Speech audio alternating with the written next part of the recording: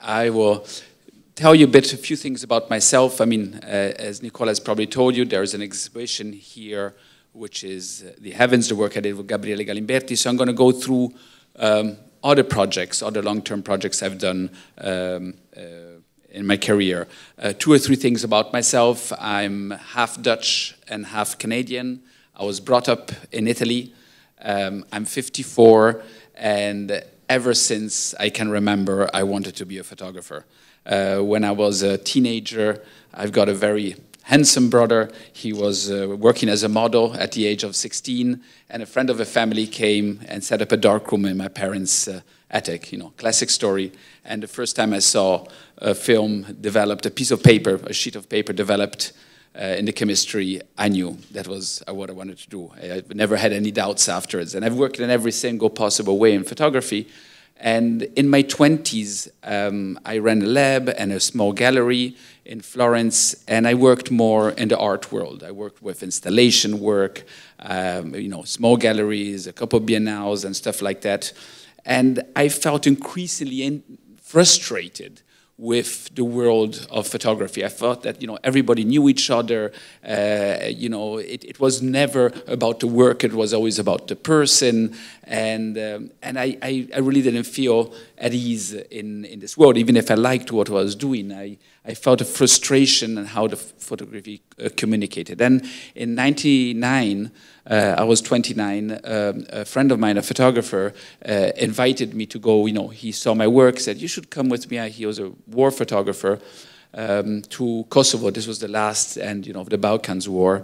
And I started working there. And the first story I published from that experience actually was more in Albania. Was a front cover on one of the main magazines in Italy. And the echo I got from that publication was so much diverse because it was not about me, it was about the work. And for me, that was really a turning point. I felt I wanted to work, have projects that were about what was in front of me and what was in front of the camera and not what was behind the camera. You know, a famous American critic, John Zarkowski, divided the history of photography between those that photograph mirrors and those that photograph windows. And I felt I'd photographed mirrors long enough, and I was interested in photographing windows. And so I started working on long-term projects, and I'm going to show you a few tonight. There's a lot here, so if you start yawning very evidently, I'll know I have to go a bit faster. So the first project, maybe we can turn off the lights now. And so the first project, this was after 9/11. And after 9/11, what happened? I'll leave the first slide so you can read the text. You know, as a budding war photographer, my instinct was to immediately go to Afghanistan and Iraq and cover the war there. And I had started working with a writer. I've always worked with other people. And this writer is Serge Michel. And Serge Michel said, you know, calm down. This is everybody and his sister is going to be in Afghanistan right now. Let's do something different. Let's work on one of the reasons behind all this, which is obviously oil. And let's do a project about what oil is, crude. And so we started going around the world and telling the story of crude. And this is in Azerbaijan, in Baku, the oldest oil fields. And in more than a year, traveling around the world to a dozen countries to tell the story of oil, we barely ever saw oil. Because oil, you know, comes from underground, goes into pipes, goes into refineries, goes into the tank of your car. You never see it, except here where they have these oil baths and they're very convinced they're good for your health. It's not advised to smoke when you have such a bath.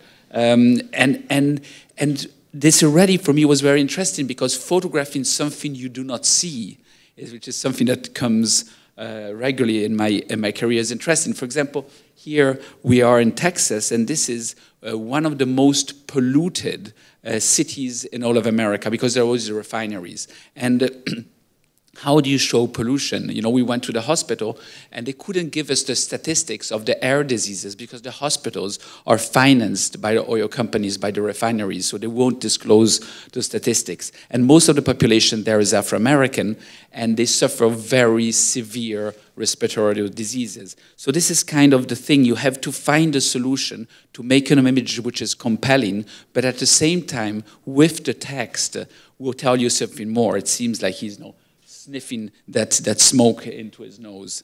We went to the north of Russia, to the Khanty-Mansi, the nomad population there, Murmansk in the northwest of Russia, which is the only harbor that doesn't freeze over in the winter, which means you can export oil even in the middle of January. But all this wealth that leaves the harbor of Murmansk doesn't leave wealth there. Oil makes an enormous amount of money which does not trickle down, does not get distributed to the population. So the population there is in very bad situation. But if you go back to Moscow, you know, these young ladies were so proud of their new-made wealth that they even have it written on their T-shirt. And these were the clubs in Moscow, you know, with champagne bottles at thousands of dollars. But not far from there, where on the other side, let's say, is Angola. And here, for example, you're on the beach of Angola, and it's not your classical, nice tropical beach. You dig in the sand, you know, 50 centimeters, you have a dark tar forming on the bottom. The whole city of Luanda is sitting on oil reserves. And what these people do, they collect a bit of this oil and, you know, they refine it with some few nets and they use it to make lamps because they have no electricity. And even that is forbidden because this oil is part of the concession of Total. So Total owns that oil and doesn't let them do that. And then we eventually did go to Afghanistan and Iraq, and this is the only ministry in Baghdad which was not bombarded. You figure why. But what they did bombard, yes, were obviously all the infrastructures of the country, like the railroads, and not the refinery, which is just behind it. The refinery was set going. This is in Baba Gurgur. This is the oldest mention of oil fields. They're mentioned in the Bible even, where Nebuchadnezzar burned the Jews. And it's you know, a symbolic image for me about the fury of what oil brings on. So the kind of projects I do usually exist in three ways. They are a book, they are a magazine piece, and they are an exhibition, which tours in museums, in galleries, in institutions, in open air, in lots of different situations. Eventually, I did convince Serge Michel to go to Afghanistan. And, you know, this was the time that George W. Bush had put this big banner. You're all very young here, you maybe don't remember it. He put this very big banner on a warship with written, "Mission Accomplished."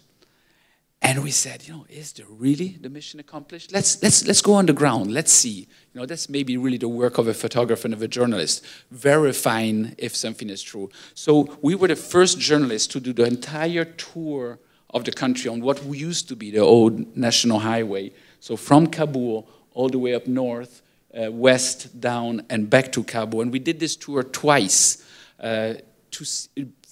very little time after the American coalition-led invaded Afghanistan, and then a year afterwards to see if actually this really was the case.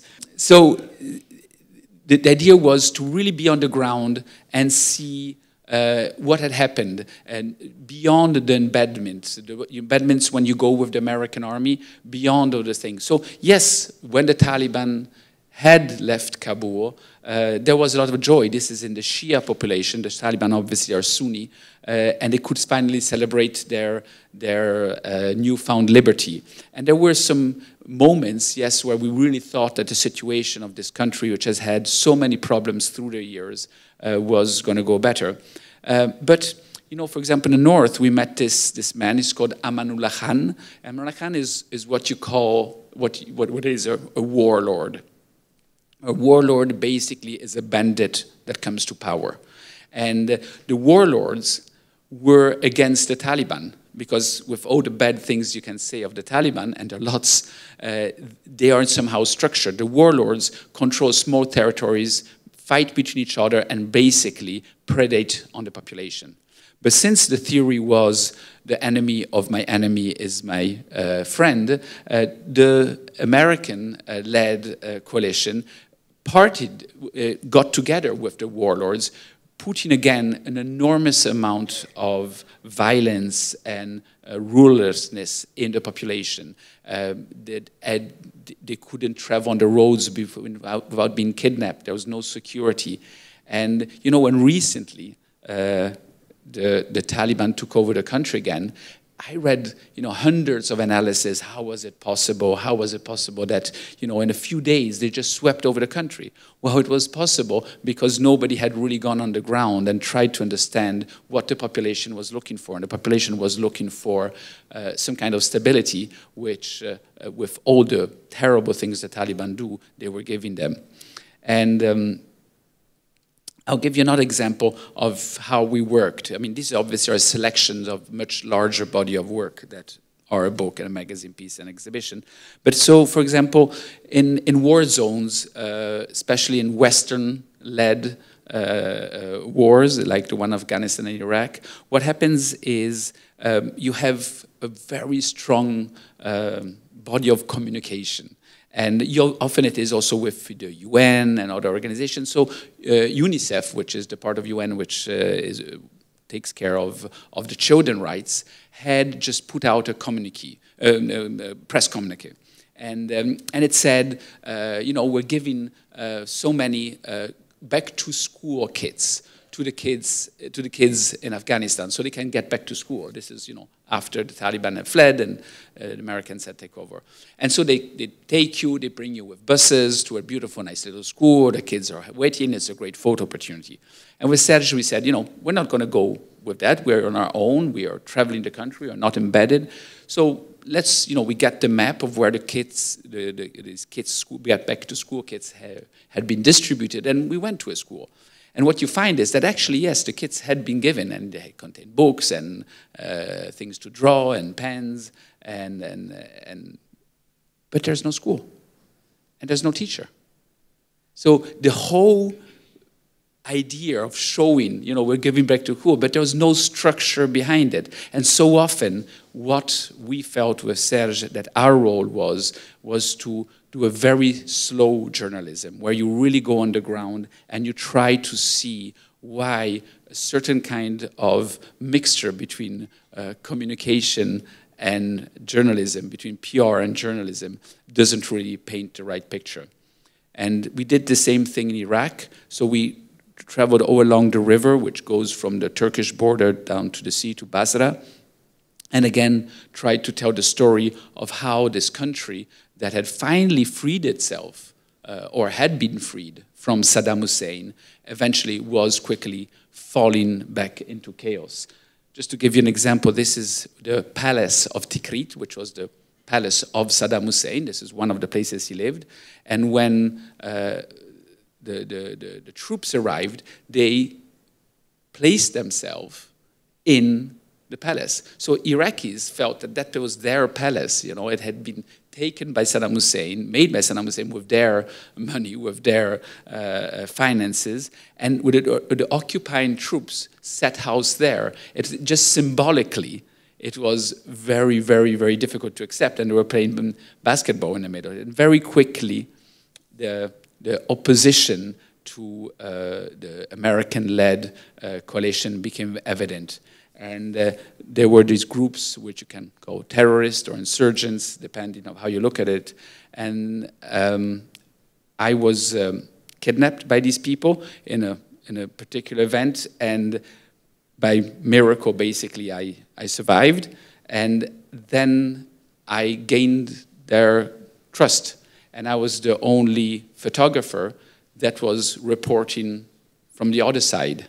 Because what happens in a lot of these wars, which are not wars between two armies, is that one army has a communication department and one does not. And trying to have an honest opinion from both sides is extremely difficult. So this is really what I was trying to do there. This is when they started, burning the oil fields and blasting the pipelines. So the two works, the crude world and American chaos, come a bit together. This is an example of how the work is published. This was a series we did in the Figaro newspaper, one of the main dailies in France. And so we did what is called a série d'été, a summer series. So during the summer, each day we had the last page of the newspaper. And each day it was my photographs with Serge's text telling the story of what we'd done. And then eventually at the end it became a book and a touring exhibition. Serge then was appointed as bureau chief for West Africa for the daily Le Monde. And so I went to see Serge. He was in Dakar in Senegal. And, Africa is always shown in the same way in images. There are basically two ways you can show Africa. One is the beautiful, nature, National Geographic kind of images with beautiful Maasai jumping in front of a sunset and the elephants and the nature and very primitive Africa, actually. And it's the lost Eden. And the other one is the desperate Africa, the Africa of diseases, of wars, of natural disasters, the Africa where there's no hope. And both these narratives have a point in common, which they're always the same. Nothing changes in Africa. There's always a civil war. There's always a famine. There is always this beautiful nature and these elephants that we should save. And what we said is we should try to look at what is changing in Africa. And what was changing was the massive arrival of millions of Chinese that did not see Africa as a lost opportunity, but saw Africa as a new West, a wild West, like the Europeans saw America, and saw it as a place of investment. They saw it first, many years ago, they saw it as a place they had to bring their ideology, where their ideology today is capitalism, so actually they bring in that, a certain kind of capitalism, a state capitalism. And so it first was extremely interesting to do the story of who these Chinese that arrive in Africa are, what they're bringing, how they're upending the game, because it's extremely interesting what was happening. For example, this is a Chinese engineer that doesn't speak the language. Here we are in Nigeria. And he's working in a furnace where they're making a smelter of metal. And he's teaching Nigerian workers how to work. They bought from the British this smelter, which was abandoned, was not working, and put it back in place. So the Chinese engineer costs about an eighth of what a German engineer would cost. He doesn't speak the language. And if you look, it's not exactly the same kind of shoes they have. What was very strange for me there, and what was a lesson that then I carried on, was that what you saw happening there, the arrival of the Chinese, was not good and was not bad, was both. It was a very complex thing. And, the narrative was, when I went back to magazines, they were like, oh, they are the new colonizers, the yellow danger. And the Chinese were like, oh, look, the wonderful things, we're developing businesses in Africa. And both were true. And both, there was a mentality of, making business in Africa, which also had lots of dangers. And this idea that somehow there is always a complexity in a story. It's not black or white. It's not good guys, bad guys, is for me what is really interesting, and it's what I try to do in the photographs. For example, here you have young Chinese investors. They came and set up shop in West Africa, and they are making shoe shops. So they produce shoes in this region of the world because there's an enormous market. And also they have a friend of theirs that has a Chinese restaurant and they're celebrating their business. And the waiters are dressed in traditional Chinese costumes that they bring it directly from China. Or, for example, this is on the site of an enormous dam in Congo. And this dam was supposed to be constructed years and years before by the America, by the European Union, by the World Bank, and never got around. And the Chinese come there and said, okay, you know, we want access to your resources, and we'll do things for you.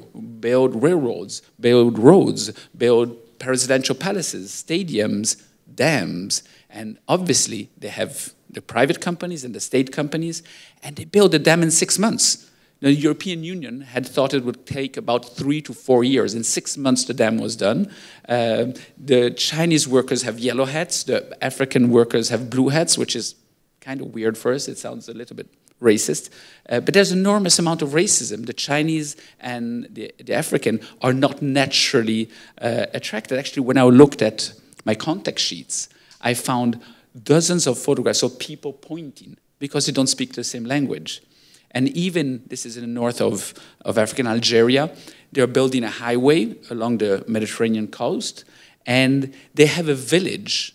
They move with the highway as they're building the highway. And the village is Chinese territory. They didn't want to be photographing there. And, you know, they live in the barracks. The Chinese are woken up with military music. They work like crazy. And so it's a very strange. They even have you know, Chinese brothels there. This image here is a Chinese businessman in Congo, and he imports cement and exports wood from one of the second world's biggest original forest after the South American one. This wood goes to China and then becomes stuff we use, we consume. And so, you know, we were doing all the investigation on that, and we saw the Minister of Forestry in Congo. And the Minister of Forestry is very active, vocal about protecting the forest. He has written poetry books of how important the forest is, and he made this beautiful interview with us and saying, you know, the trees are like arms that hold the sky. If you cut the trees, the sky will fall upon us. And we were, wow, I mean, this is amazing. And then we go with this guy and we go to the forest, and he had shown us all the maps of where they were allowed to cut and where not. And, you know, after days traveling in the forest, and we have this GPS, and in the night, in the evening, we're with this Chinese businessman. I said, you know, we're exactly in the middle of the area where you're not allowed to cut, and you're cutting down these 120, 150-year-old trees. How do you deal with the Minister of Forestry? Oh, he's one of our biggest investors in our company. And you so okay, so then you really realize that things are more complex than what they seem, and that again, it's not just good guys, bad guys. This was a book, and it is a book that I often say is an ugly book, because it was a book that was not done as a nice coffee table book. It has photographs printed in it. It's a small book. There's a section of photographs. They're not incredibly printed, but the book had a print run just in France of 40,000 copies, and went on to have 12 translations: English, simplified Chinese, complex Chinese, so Taiwan and mainland China, Spanish, Portuguese, Italian, French, you name it. Oh, French was originally, and German. And that for me was an incredible thing, because again, it was not about me. You see, even my name is smaller, even though I was one of the authors here. It was about bringing the work to a much larger public. This is some of the publication. This is the Figaro magazine. This is some other magazine. So it was printed dozens and dozens of times in magazines, and then became a touring exhibition, which premiered, this one as well, at the festival in Arles in France, and toured, no, excuse me, this was not in Arles. This was in other festival. It toured around. What was in Arles instead was my next project, which was always a very dear project for me, because Serge Michel, which I worked on with all these projects, I met Serge in Iran, And I went as a young photographer to Iran, full of ideas and full of photographs in my brain. Basically, I'd seen the photographs of my heroes, Gilles Perez, other photographers, and I went there, you know, black and white film, and started reproducing these images, finding the same situations and making the same images. And quickly, I realized that I was doing something which was not very honest, because the country I experienced was completely different of the image I was giving. I was reproducing a cliche that was in my brain. And Serge was instrumental in helping me open completely my vision and see how complex and different and non-stereotyped on what the only thing we know about Iran is. This, for example, is a young lady. She's a dentist. Divorced. She spends vacations in Thailand, and she operates on a man. There are more women in medical school in Tehran than men. And obviously, it is a repressive society. Obviously, the role of women is not what it is in Western countries. But I was constantly surprised. You constantly think you know something, and then something comes and demolishes your certainty. And that was the beauty of Iran. This webpage was published in Time magazine, and I received lots of hate mail afterwards by Iranians living in the States. Iranians had escaped the Islamic regime, telling me that I made it up, that it was fake, that women could not operate on a man in Iran. And that was really revealing for me, because the complexity of the society was completely lost. So with Serge, what we did, for years we worked on Iran, often going back. Serge lived there for a certain time, and then he had some problems with the regime, so he had to leave. But the idea was to make a puzzle of the society. You know, a puzzle made of lots of pieces, which are all different, but when you put them together, you have one picture.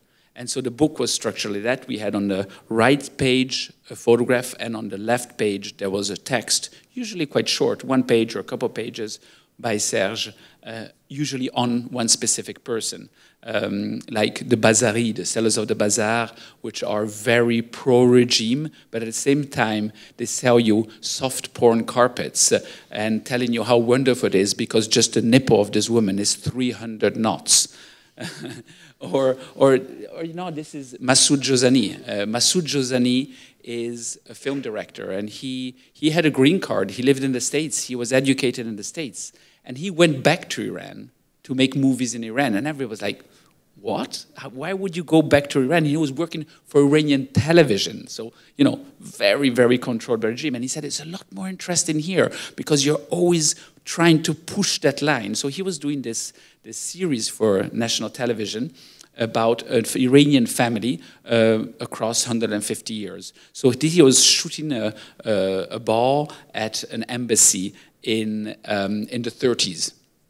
And what is astonishing here, that obviously, you know, high society in the 30s in Iran did not wear a chador. But because he was shooting for Iranian television, he couldn't show women's hair. So all these ladies have the hat really nicely pulled down, so you don't see the hair, but it doesn't look like they're wearing a chador. And you always have somebody on the set that is controlling that everything is right. And that, for example, this is really pomegranate juice and not martinis or something like that, because there's lots of drugs and alcohol. I've never drunk as much as in Iran, you know, and it's a dry country.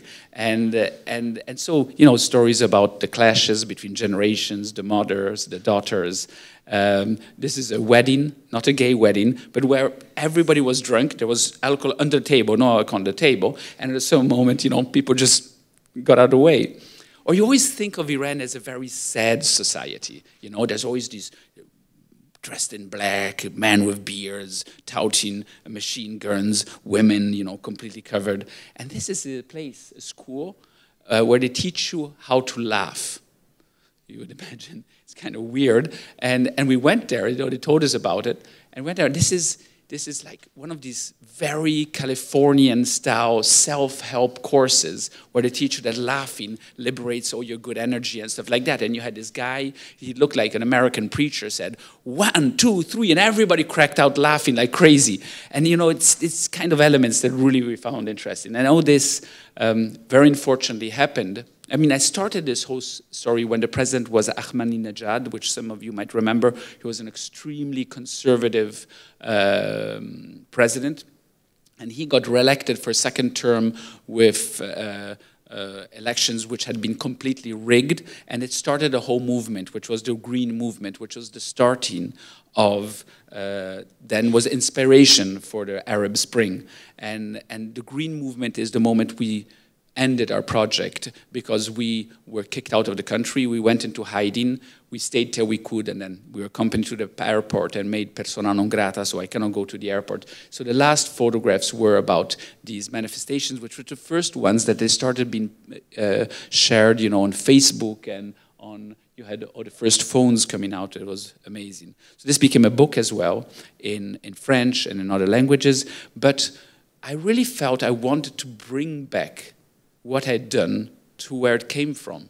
So we did a book in Farsi, which obviously, in the language of Iran, which obviously we could not sell in Iran, but we made it, and then we made an internet version of this book, a downloadable version, and we burned a few hundred USB keys and gave it to the people of the opposition, and then we put it on lots of websites where you could download it. And this book was downloaded more than 10,000 times, plus people would copy it and pass it. And the New York Times correspondent in Tehran at the time told me it was the most read book in Tehran. You couldn't go to any party without people speaking our book.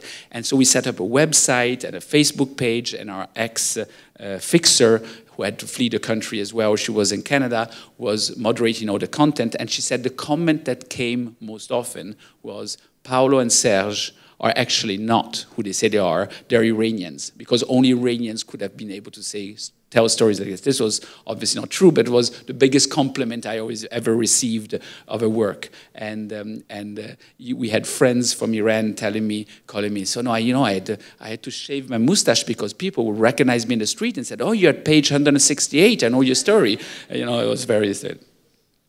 One of the difficult things about Iran was that it was extremely difficult to go there. I've been there, I think, 6 times, something like this, and every time it was a nightmare to get a visa.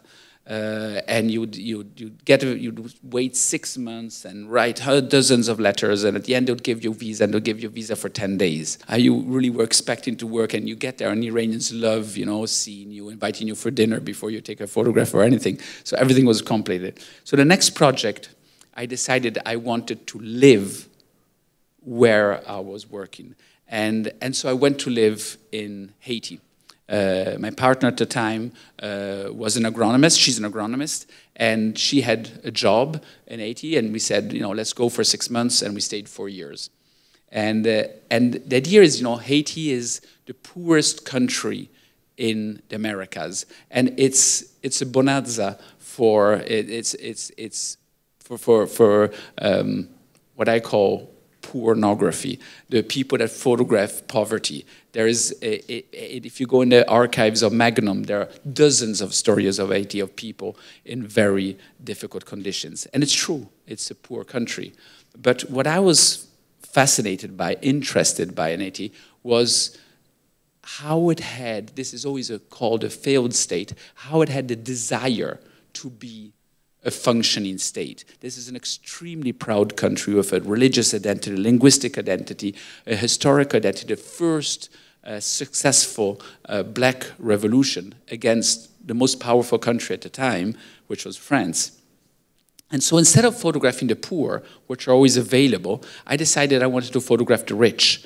And I started photographing the rich because the rich tell you about a society a lot more than the poor. The poor have the same problems everywhere. So I photographed the rich and also the Westerners that came to save Haiti. And this is, you know, a lot of the work of photographers is with NGOs, and I did not want to do work with NGOs. I wanted to tell the story of the NGOs and why they were perpetrating a system often which they were supposed to heal. I just have a few photographs here of Haiti. I mean, you can see more on my website if you're interested. But it really was an experience here of photographing the ordinary. Poverty, extreme poverty, is extraordinary and makes for very good photographs. The ordinary is more difficult to find interesting things. So here, for example, I did a story of the city I was living, Okai, in the south of Haiti. It's the third city of Haiti. It's a small city. But in this city, there are more than 30 radio stations. There's a radio station for the Catholics, for the Voodoo, for the Protestant, for the ones that speak Creole, for the ones that speak French, for soccer fans, for the news fans, for the ones that love America. There are radio stations for the ones like compa music. And so I thought that radio was a very good mirror of society because most of the population, or a very big part of the population, is illiterate. So they cannot read, so there's just one newspaper in Haiti. And very few people have the money for television or actually have electricity at their house. But everybody on their mobile phone or have battery-propelled radios. Radios everywhere, wherever you go in the middle countryside. So I would go in the most lost areas in the mountains. And people said, where are you from? I said, I'm from Firenze.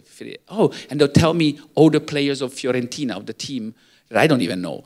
Because the radio was really a place where they got us information. Anyway, so this is the small extract of the work. It was a book, both in French and in English, called État, where there's obviously this word game between state, the state we're in, the being, and also the desire of a state for a country. And it became an exhibition which premiered at the Musée de l'Élysée in Lausanne with another young and upcoming photographer. And also a magazine piece, which was in lots of magazines. This is, for example, the story of the different radios I was saying, and then I had the portraits of the radios and all the different radio stations. Wherever I wanted, it was a piece in the New York Times. But every story we did, we also gave for free to the local newspaper, Le Nouvelliste, which is the local newspaper. And we loved working with that newspaper because it's so easy to tell you something about Haiti. It's a lot harder to tell something about Haiti to Haitians. You know, you have to really be sure of what you're saying. So all these stories were published in the local press, especially the story I did about the rich Haitians or about the evangelicals coming to Haiti caused me a lot of problems. And, but we decided that the book we had published in France and in the UK, we wanted to do it in Creole as well, in the language in Haiti. So we printed a book in Haiti, and I did an exhibition on the main square in Port-au-Prince, which had a very big wall, and we printed a book, which in Haitian Creole is l'État, and this exhibition was running around all the wall of the city, which is the main square, the Champ de Mars.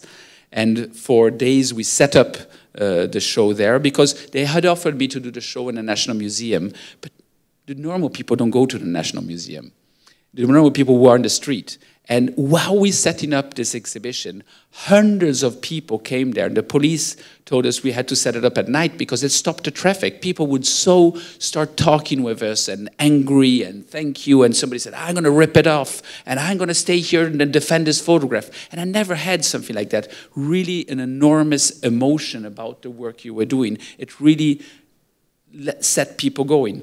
And then, you know, we made, this is the way publicity is in Haiti, it's hand-painted. So I asked local artists, you know, the naive artists of Haiti, which are so famous, to paint for me advertisings that were put at a crossroads all along Port-au-Prince to announce the opening of the show. But the opening of the show was taking place in the middle of the street. And so at the day of the opening, I was surprised by a rara, or traditional bands of voodoo music. And this is a rara of only women that came and opened that exhibition. And this is the first exhibition my son, who was born when we were in Haiti, saw. So I was particularly proud to show him this exhibition. We come here to the heavens, if you're still alive. But I'm not going to tell you much about the heavens because you have an exhibition here. Synthesis Galleries has done an amazing work in translating the text, translating the graphics. So I really encourage you to spend time there. And the prints, for me it's very important how you see photographs. You can see them like this. You can see them on your phone. You can see them on your laptop. You can see them in a magazine. You can see them in a book. But when you see them in an exhibition, you see that these prints, you really fall into them. I worked with a large format camera with Gabriele Гаlimberti, and the idea was really to have prints that contain lots of detail. And the other thing I want the prints to contain is layers, layers of meaning. So again, here it's a story about something which is not photogenic, not easy to photograph, actually almost virtually invisible. And Gabriele and I tried to develop a language which would allow us to tell a story of something which is very invisible. I'll go through these quickly. Maybe if you have questions afterwards, and some of you might have already seen the exhibition, we can go through it. I just will say that somebody told me today, your photographs look like postcards. And usually that's not a compliment. But actually I took it as a compliment because when we started working with Gabriele, we decided we wanted to make postcards. Actually, we wanted to make advertising photographs, like if it was for one of those sleek brochures for an investment bank, but have all the layers behind. Here we are, for example, at the headquarters of Ernst & Young. This is one of the big fours. These are one of the companies that enable countries to become tax havens. They advise extremely wealthy individuals, companies, and even states of how to create very complex legal systems to evade taxes.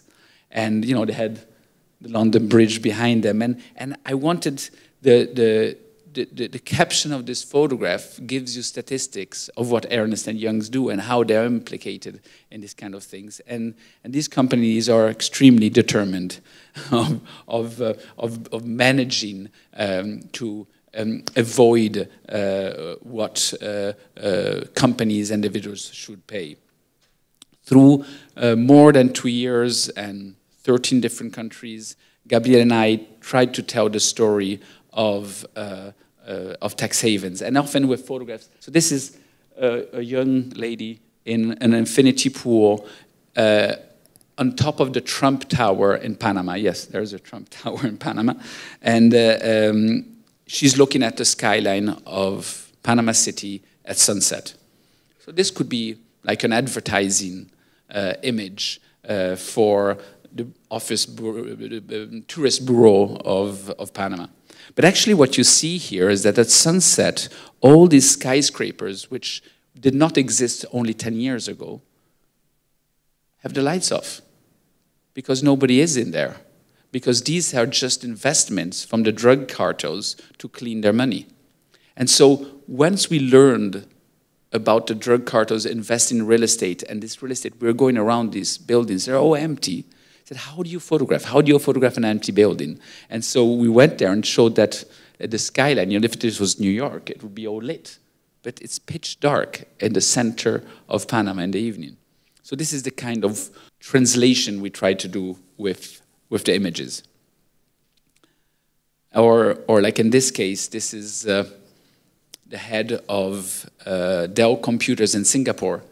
And Dell Computers is in Singapore not because they were from Singapore, but just basically obviously for tax reasons. It's an American company. And so we wanted to photograph this guy like if he looked like he's stuck on to the photograph, like he had been photoshopped on. So we brought him to this local market, and with techniques, so this is not Photoshop, it's photography, we photographed him like if he looked a sore thumb within the scene.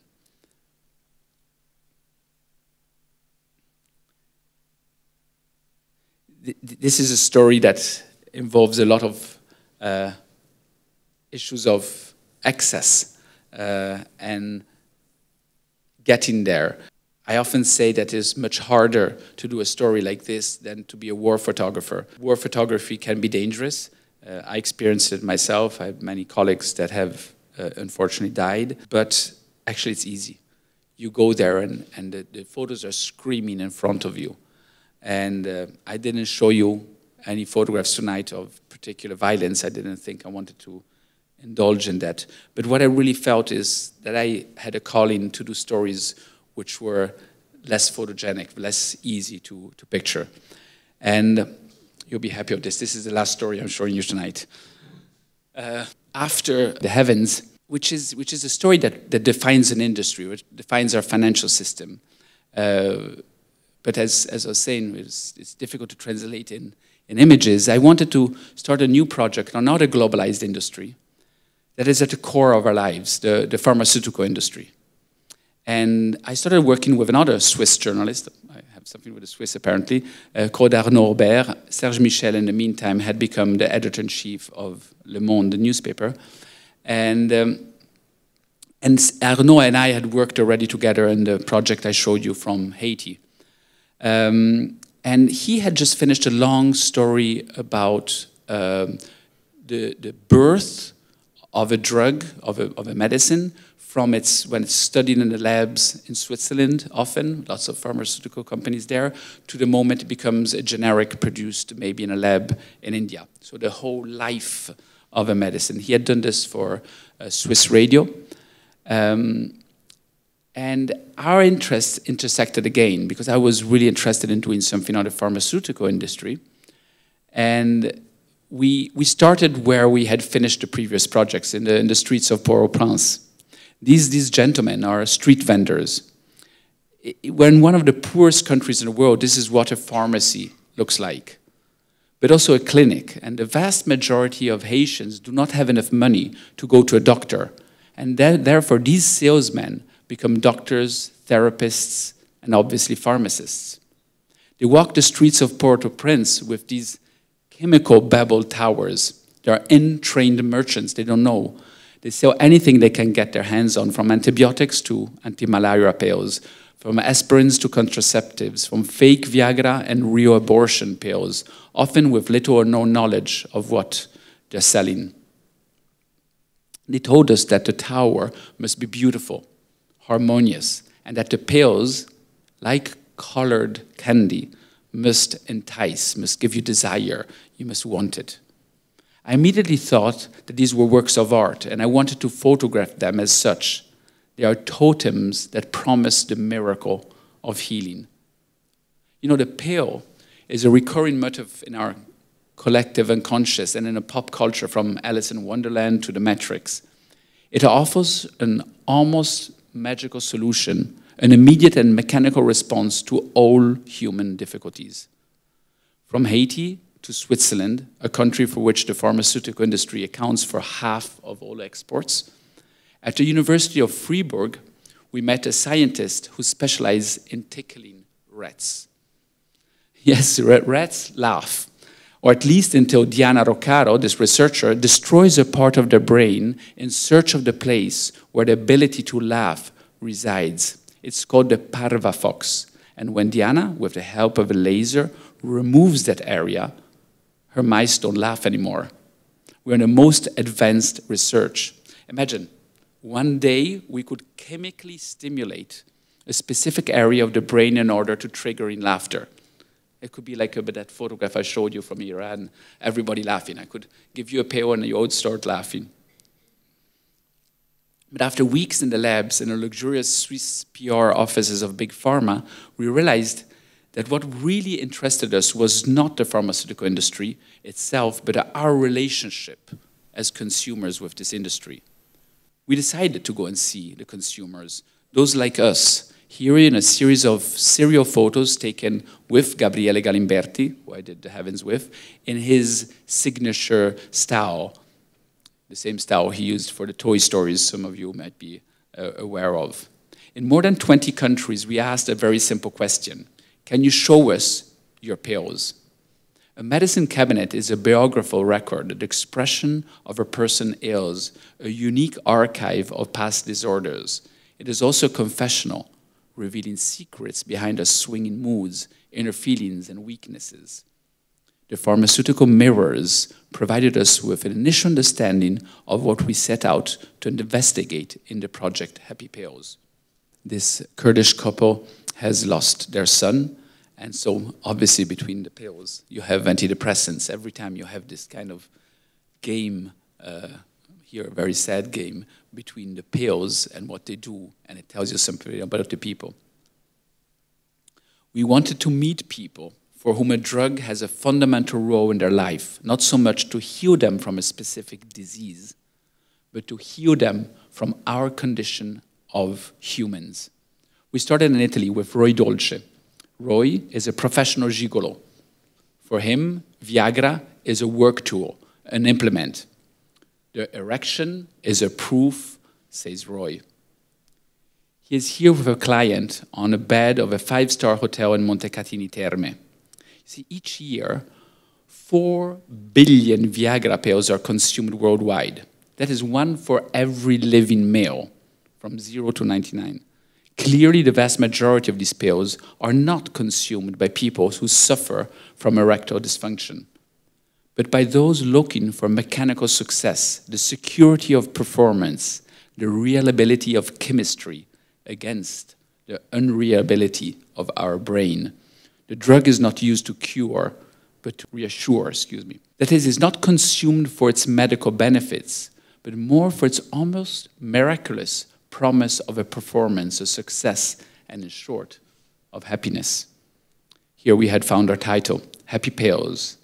If Roy grotesquely embodies our obsession with performance, we then went to India to see our obsession with the body.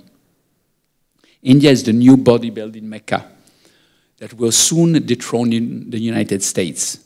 Here, Vishal is a trainer we followed for weeks, is about to inject testosterone into the one of the athletes he trains. The local pharmaceutical industry produces, exports, and sells under-the-counter steroids, growth hormones, and other products that athletes use to quickly obtain what is not obtainable in nature. The bodies of bodybuilders are hypertrophic bodies of a useless, spectacular, theatrical force. They are bodies that mimic strength without having it. They are the representation of extreme virility, but are actually the embodiment of the opposite. In fact, the hormones with these bodybuilders inflate their muscles in an obscene way cause the testicles to shrink, and in many cases, impotence. So appearing male, appearing virile, is more important than being. I saw this in an emblematic way in competitions where at the moment of the maximum pose, the one where all the muscles must be exhibited, swollen to the limit of explosion, the bodybuilding etiquette requires competitors to smile. These are smiles of pain. From steroids that guarantee unbelievable bodies, these are the smiles of pain of the bodybuilders in India. In the United States, more than 10% of teenagers are diagnosed with ADHD, attention deficit disorder. That's more than 3 million kids under 18 who are prescribed amphetamines such as Ritalin or Adderall. It's a mass consumption. Addie, 15, lives in Massachusetts and is one of them. Her school results were a bit disappointing. Her mother was afraid that her daughter would have a mediocre school career. The school advisor advised her to have her daughter tested for ADHD at one of the clinics that tend to come back always with a positive result. At this point, Addie will have a number of advantages at school. More time for exams, permissions to use a mobile phone in the class, lower grades necessary to pass the year, less homework, but she'll have to take her pill every day. The drug is designed to help Addie concentrate, but also serves to reassure her mother and even out the difficulties of adolescence, to chemically level disparities, the difficulties of life. And this normalization, we can find it also found it in Eddie's phone. On her Instagram, where the standardization is Eddie with the tongue hanging out in every single photo. Maybe happiness is being exactly like all the others. The one smoking at the center of this image is Maris, at one of the many gay parties that take place in Tel Aviv during the Gay Pride. Maris, like most of the other men present, takes a PrEP pill daily. PrEP is a medicine that protects you from getting HIV. Basically, it's a chemical condom. It is therefore possible to have unprotected sex without the risk of AIDS. It is a pill against fear, against a fear that had paralyzed the gay community since the spread of AIDS in the 80s. In Israel, it is subsidized by the state and produced by Teva, the world's largest generic pharma company, which churns out millions of pills 24 hours a day, just a few kilometers from where the party is taking place. Maris is 27. He tells me, in the future, we will have pills to prevent all diseases. And he doses his chemistry to control every aspect of his life. He takes pills to wake up and to sleep, to get high and to wind down, to get an erection and to go to the gym. He consumes pills and partners almost obsessively. Here again, we entered his phone. His Grindr, which actually is a gay dating app where thousands of headless, geolocalized bodies are there for him to choose from. They are standardized torsos, desire pills to be quickly gobbled in a bulimic manner. For Maurice, the PrEP is a happy pill because it allows him to consume without fear and without obstacles. But perhaps the only real happy pill is the one that will make us stop taking all the other pills. The one that will stop us being dependent. The one that will give us the ultimate freedom. The one Louis took. Louis, who was a French intellectual, the head of French television for a certain time, and a writer, had pancreatic cancer. And he decided to stop all possible treatments.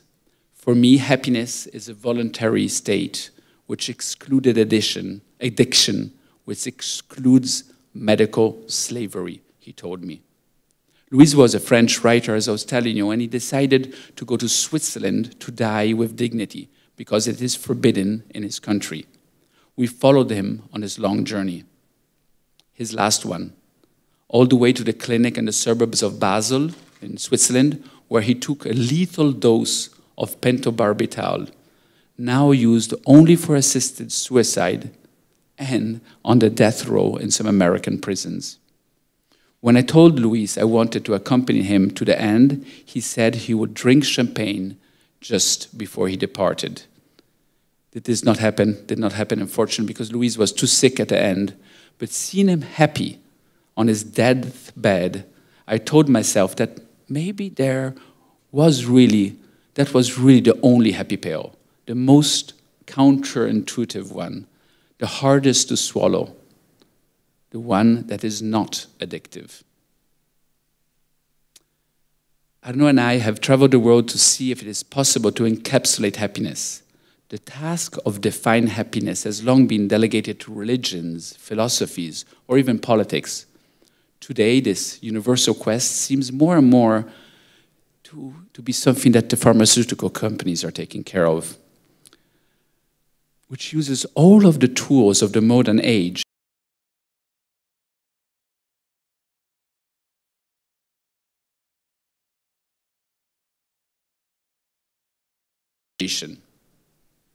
Ads for drugs always tell the same story. You know, the ad for drugs you have in America, if you go to America and you watch television, every 3 ads it's one for some kind of a pill.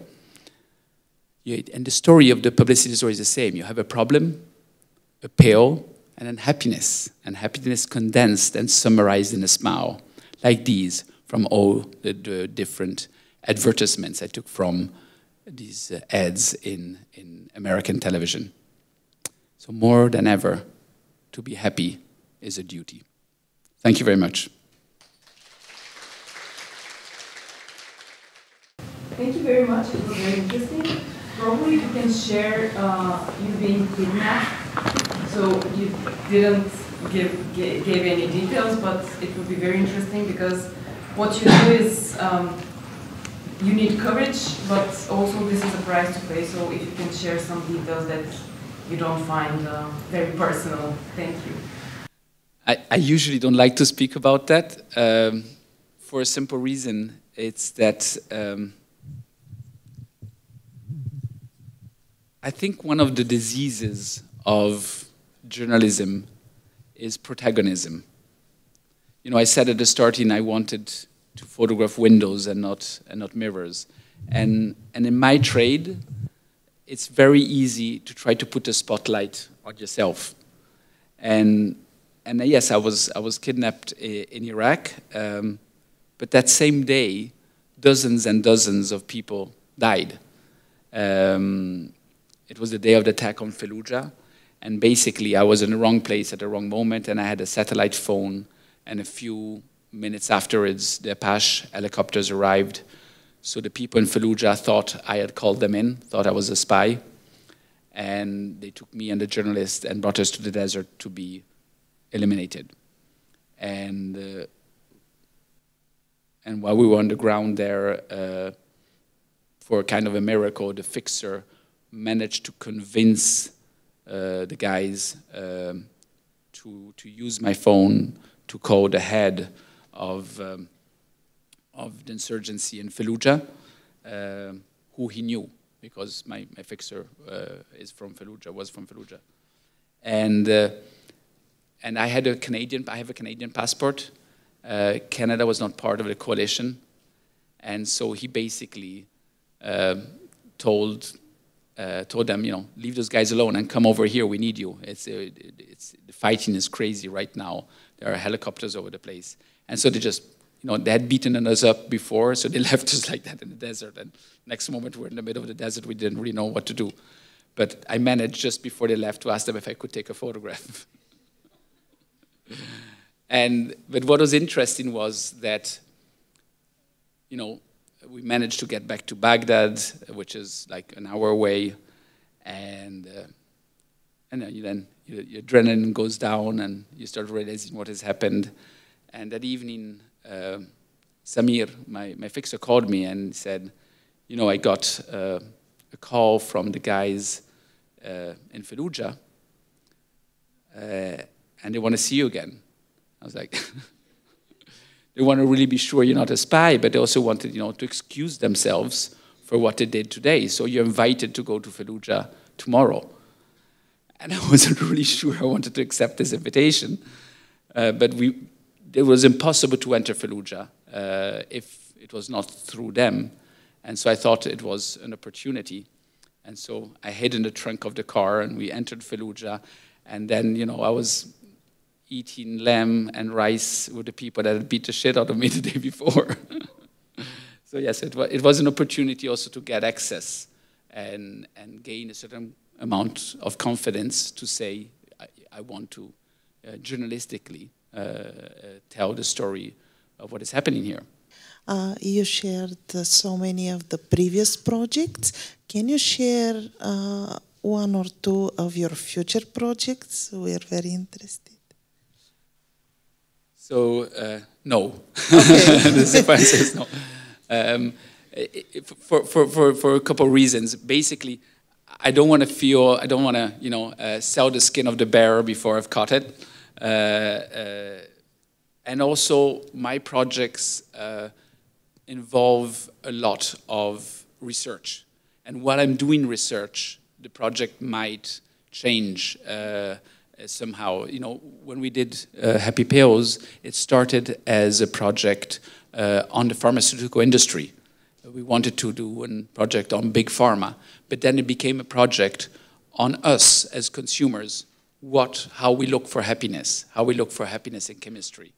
And so it's difficult for me to, at this stage, I'm working on a new project, but I'm really in the first phases, and projects take very long. So at times, it's difficult then to get access if people know what you're doing, like in the case of the Heavens. So I tend not to speak too much about the upcoming projects. But just to tell you something about the Heavens, I was thinking, I think maybe Nikola mentioned this, but it's for the first time, I added one thing to the film, the book, the magazine piece, and the exhibition. Happy Pills is a documentary film as well, produced by Arte, which is a German-French television and Swiss television, and it will be projected. I don't know a date. He'll tell you here at 30th of May. The 30th of May, and so you will see these stories of the different characters you saw there, but in a documentary way, and it's something I'm very proud of, because it's extremely difficult to translate also in a movie respecting the different characters. So you just mentioned how the people in the Heavens, they didn't know what you were doing exactly. So my question was related to this, because in many of your stories you are somehow exposing something that you find wrong that the people are doing, like in The Rich Girl in Moscow, or this Minister of Forestry. So how do you communicate what you do with the people that you photograph? Because you must tell them something. Why you are doing this, and I try as much as possible to be as honest as possible, because you cannot lie about what you're doing, but you get people to speak. You give a day in court to everybody. In the case of the Heavens, what we basically were telling everybody was that we were doing a story on the offshore industry, which is the way they call themselves, and on tax optimization, which is what they do. That's the way they call it. It's a little nicer than tax havens. And it's a very big industry. And it's an industry that, like all industries, needs communication. And so we came there saying we were doing a story on that industry. Eventually, when they saw it printed, they were slightly less happy. But I think it's part of journalism. I was speaking with a journalist today here in Bulgaria, and the famous quote where they say it's a George Orwell quote, but actually it's not him, but it's attributed to him. That said that journalism is printing something that somebody would not want printed. Everything else is communication, and I think it's very true. If you do a story that nobody will feel itched by, there's a problem. You're in communication. Yeah, I agree. And my other question is, what was your process working with another photographer, with Gabriele Galимberти? How did you share, like, I'm doing this and you're doing that, or what was the process, if you can explain? Sure. So first of all of my projects are co-signed. I never did a project on my own. Usually with a journalist, but in the case of the Heavens, it was with Gabriele Galимberти. Gabriele is a very good friend, and we had worked on many projects before. We were part of the same collective called Riverboom,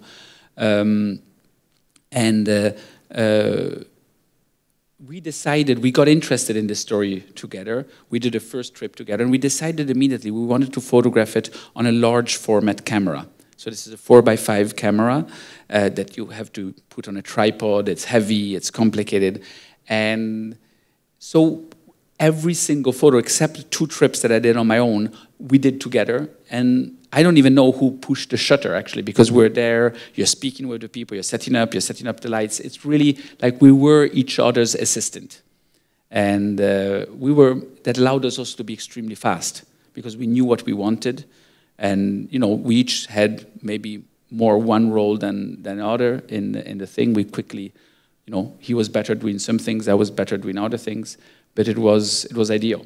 And yes, photography is a very lonely job. And when I was a teenager, you know, I said before I always wanted to be a photographer, but actually I wanted to be a rock star. But I was terrible with music. So I always tried to recreate the idea of a band. I wanted to have a band. I wanted to work with other people. And this is the reason that I've always found in collaboration, two brains are better than one. Thank you. My question is related to your answer. I saw one interview with Gabriele and you showing how you did your job in Heavens. And Gabriele said, I'm better in technical stuff, so it's easy for me to push the button, but Paolo is better seducing people. How do you seduce people, and what is your secret? You'd have to ask Gabriele, not me. No, I don't think it's about seducing people, but yes, you want people to be at ease, and I'm also very curious about people, and I'm curious about how things work. But I'm the son of a preacher man, so maybe there's a little bit of that.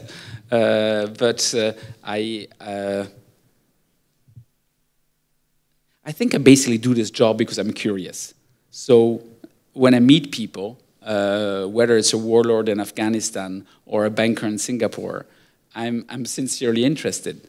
And you know, in my career, I did a lot of assignments for magazines, but I basically only did assignments of stories I was interested in, that I felt I could be. I didn't want to do a story I wasn't interested in. And all the projects I've shown you are self-assigned projects. Thank you. I don't know if that answers your question. Maybe a dull question, but these self-assigned projects, how do you manage to finance them? I have an offshore company.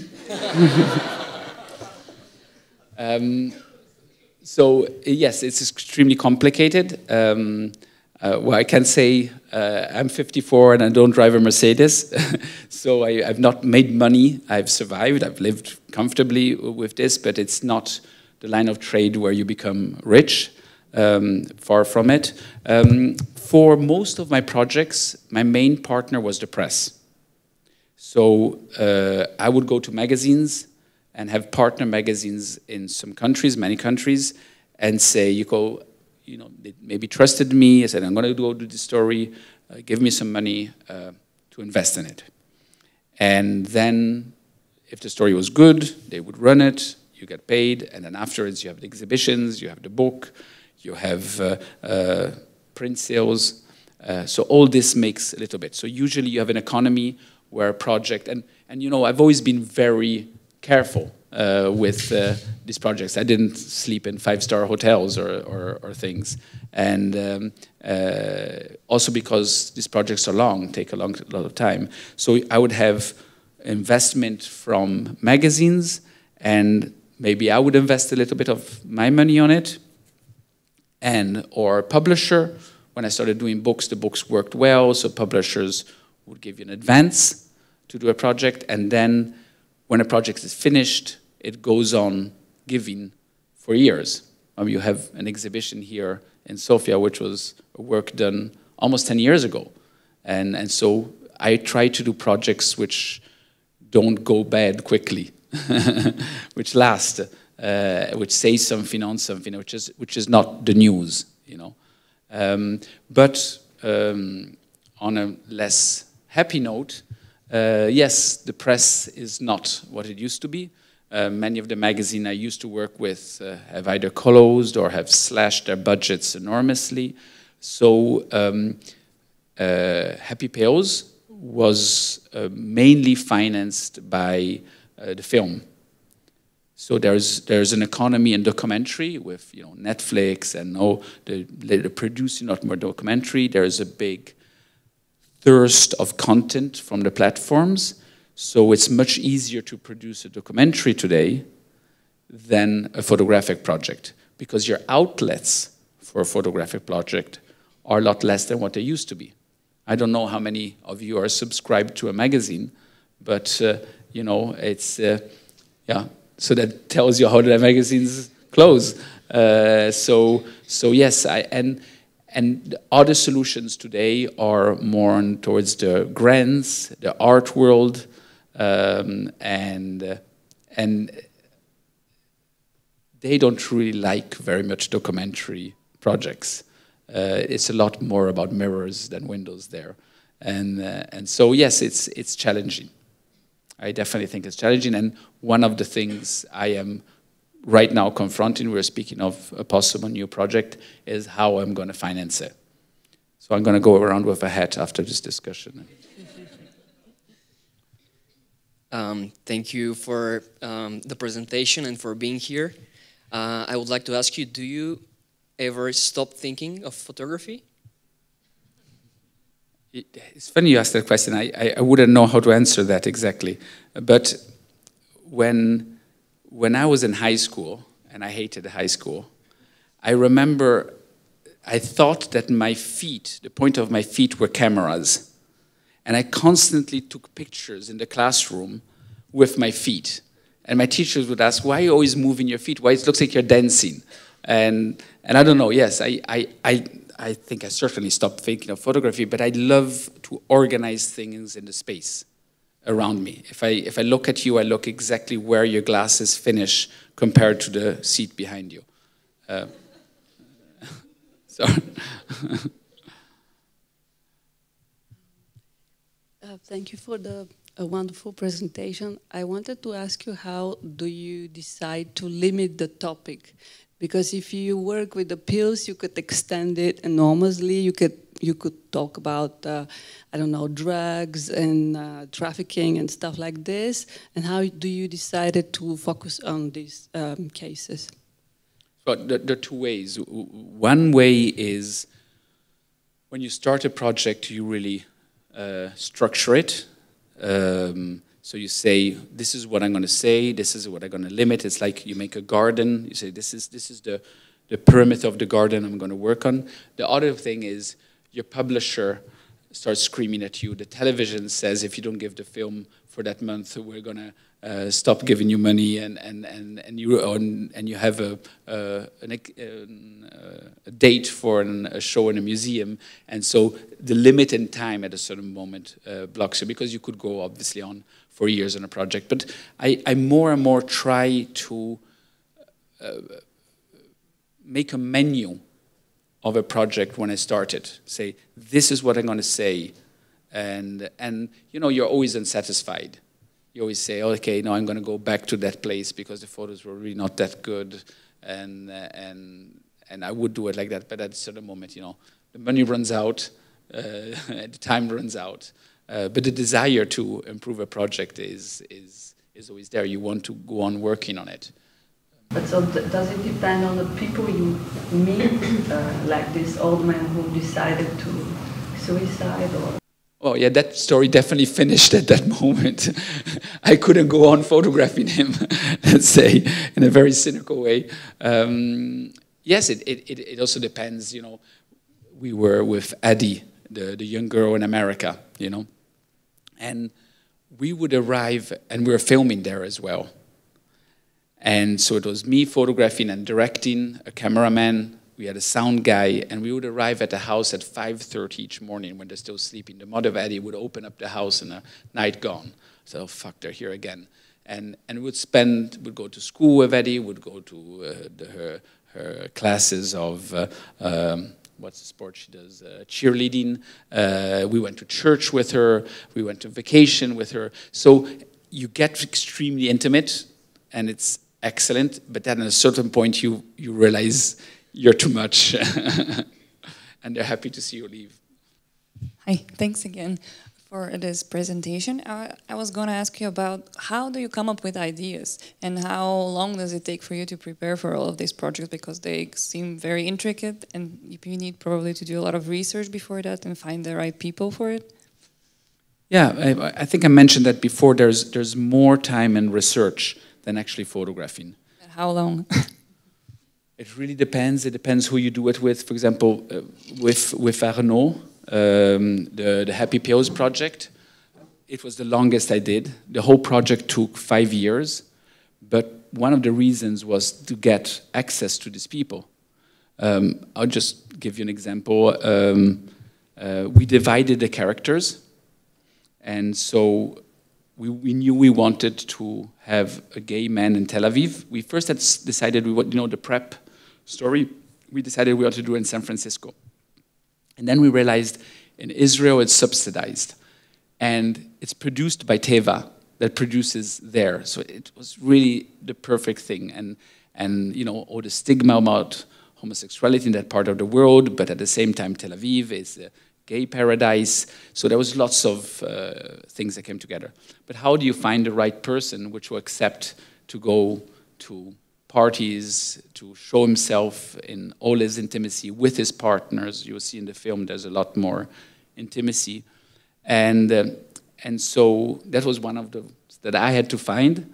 So I got onto Grindr, which is the dating app, and I was very honest of what I was looking. I'm looking for something, so I received a lot of dick pics at the starting, but eventually, people started answering and saying, yes, I might be interested. And so you spend a lot of time talking with people, saying what you're looking for, and you try to understand if the guy is going to be the right guy, if he's going to accept to let you in, but he's not there to show off. It's not about protagonism. It's a documentary. It's not a movie. So it's real life with all the ugly things of real life. And so it took me a few months, I guess, to find the right people. And then we spoke with some of them by Skype or whatever. And finally, Maris seemed like the ideal person. And then I had a fixer in Tel Aviv, and she went to meet Maris and spent a day with him, and was like, he really seems amazing and open, and also this kind of idea that he thinks that every problem in life should be regulated by pills was very good for us. And then we went there, and you don't know what you find, but we spent with Maris, I think, 10 days in Tel Aviv, but it took me maybe 3 months to do that. And before that, there was all the research about PrEP. What is PrEP? How does it work? Because I'm not a specialist. You ask me how I come up with the projects. It's things that I'm curious about. It's things that I want to know about. So doing this project is an amazing excuse to do something about it. I wanted to know how Haiti works. And I knew how poverty works, but I didn't know how the rich work. Why are the rich people in Haiti rich? And all the rich people in Haiti are rich because they import goods in Haiti. Haiti was a country that produced enormously. Today doesn't produce almost anything at all. It just imports. And so that tells you a lot about a country. And the rich in Haiti are almost all white in a country which is 90% black. So it tells you a lot of things there as well. So this is the kind of approach I try to have. Hi, thank you for the presentation. In these super long projects that you say you're doing, how do you keep it together and keep your interest consistent? Because 5 years, a lot of things, I imagine, happen in your personal and professional life. So how do you keep that interest, and does that go like sideways sometimes? Not so much, I would say, honestly. I'm a bit of an obsessive person. So when I get obsessed with something, I try to go to the very end. And it's you have the most unbelievable encounters, and that's what nourishes life. I mean, I've told this story I think a couple of times before, but for example, Luis, the guy that goes and dies in Switzerland, he really had become a friend and had become an incredible person that, you had endless philosophical discussions with somebody that decides to die and is happy to die. And he had a wonderful life. And, well, he had a terminal disease, but he could have maybe lived 1 or 2 years more. And with his wife present, who loved him enormously. And I'll just tell you this anecdote to tell you how complex at times these stories become. So Arnaud had found Louise, because, you know, I was saying we shared the characters, and so Arnaud was in contact with a French association to die with dignity, which basically helps people to go and die voluntary death, assisted suicide in Switzerland, which is the only country in the world where you can have assisted suicide if you're not a citizen of that country. There are many countries where you can do it, but Switzerland you can go if you're not Swiss. And we were in Portugal, where Louis lived at the time. He was retired, a beautiful house in Portugal. And he was still playing golf at that time. He was still healthy, or more or less healthy. I mean, he had a cancer, but, you know, he lived what seemed to be a pretty normal life. And he loved la belle vie, the beautiful life. And he brought us to these restaurants. And once we were at a restaurant, and Arnaud goes to the toilet, and Louis says, "Paolo, you know, I have to speak with you. You know the story about pancreatic cancer. I'm going to go and die in Switzerland. It's not true. I'm an actor." Arnaud couldn't find the right person, so he took me as an actor. I just felt I really wanted to tell you. And so, you know, my entire world crumbles. You know, Arnaud, the partner I'm working with from years, is cheated me on this. I mean, journalistically, it's terrible. We cannot do it. And he looks at me and says, "April's Fool." And then your world even collapses even more, because you're happy he's actually going to go and die of cancer, you know, and you feel horribly guilty. And so these kind of things, you know, they completely hook you on a story. You cannot not things. And then there are stories which are very difficult, they're very painful and everything. But I mean, yes, it's something. Almost all of my stories about humans somehow. So it's connected to the nature of who we are. Do you think artificial intelligence is coming for your job? Well, not for my job, because I don't work for the press almost anymore. So no, my job, certainly not, because I try to do different things, but I certainly they're coming for a lot of jobs. I already see it in lots of newsrooms. They use artificial intelligence to write articles. And it's come already for all the jobs of the translators. You know, if you're a translator, your job is on the line, one of the first ones, and obviously in photography. But I don't want to be a Luddite. I don't want to say, oh, it's terrible, artificial intelligence, because, and we were speaking with Nikola the other day, for me the issue is not the means. It's not that artificial intelligence is bad in itself. It's that I want to know what I'm looking at. So if I'm looking at an image which is of artificial intelligence, I want to know. And I don't want to see it in a newsreel. I don't want to see it in the front page of the New York Times, as long as it's not clearly labeled as artificial intelligence, and I'm going to look at it in a different way. I mean, I can look at painting, I can look at sculpture, I know how it's made, and I know what the process is, and it's a contract between me and the person looking what I'm looking. And if I think I'm looking at a photography, which is not real, I mean, let's not get into that, but photography is not real, but there's a contract between me and you that what I show you is not done in a studio in Hollywood, you know? And there are photographers that do extraordinary work in a studio in Hollywood, but it's always an agreement. It's like when you're reading fiction or when you're reading a non-fiction, you know it's different. Somebody some time ago gave me this example. It's like when you see a documentary film and then somebody goes into a phone booth and comes dressed out like Superman and flies, you're not going to believe it because it's a documentary.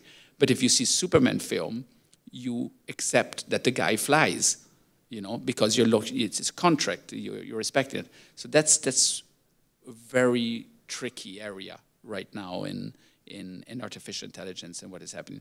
And for the work-wise, yes, for documentary photography, news photography, there's a lot of issues with that. Maybe I just add a question as well about the heavens. I was very impressed when I listened to an interview with Serge Michel, who was sharing that you actually take all the decisions together, and you're not the usual photographer who is staying on the site while the journalist is working, but you're always curious and always with him, and you're equally interested in the research as you're in the photos. And I think this is what we see in the Heavens, because in the Heavens, maybe it's a single project, you don't have a journalist on your site, but still on this project there is enormous research, and there is also someone in the book, Nicholas Jackson, the economist. I think you read his book before, who was like the book you were sharing, but there is also something very interesting that you were aware, and you were in contact with this consortium which was working on Panama Papers. Could you tell us a bit more about this? Because I guess it was also, they were probably taking a risk by involving you. And then, yeah, maybe you could tell us a bit more about this. So what happened is, I started the Heavens, and I didn't even know what ICIG, the International Consortium of Investigative Journalism, was. And I'd done a few trips, and then Serge Michel, who at the time was at Le Monde, told me, I cannot tell you much about this, but we're doing an investigation with Le Monde and ICIG, and we have received an enormous amount of data. This is going to be an enormous leak, which eventually was the Panama Papers, and I think you should go to Panama. And I cannot tell you anything, but I'll give you a list of things to photograph. And don't ask me. Just photograph these things. So, the photograph of the lawyer in Panama with the road around it? I didn't know I was photographing him. I found out afterwards. But he was one of the lawyers of Mossack Fonseca, which was the company which eventually did that. So when we came out with the Heavens, the Panama Papers had not come out. We came out in the Heavens in the summer, and we had the show in Arles. And then in January, I think, if I'm not mistaken, the Panama Papers came out. And so that we brought an enormous amount of attention to the story. So we re-had publications lots of times, and their Panama Papers used some of our images to accompany their investigation. So some funding come later in this case. Yes, in this case, there's some funding coming later. And yes, I mean, the work of the ICIG is incredible. It's amazing. And that's why we need free press, and we need magazines, and we need this kind of outlets. Absolutely. So, Paolo, thank you once more. Thank you.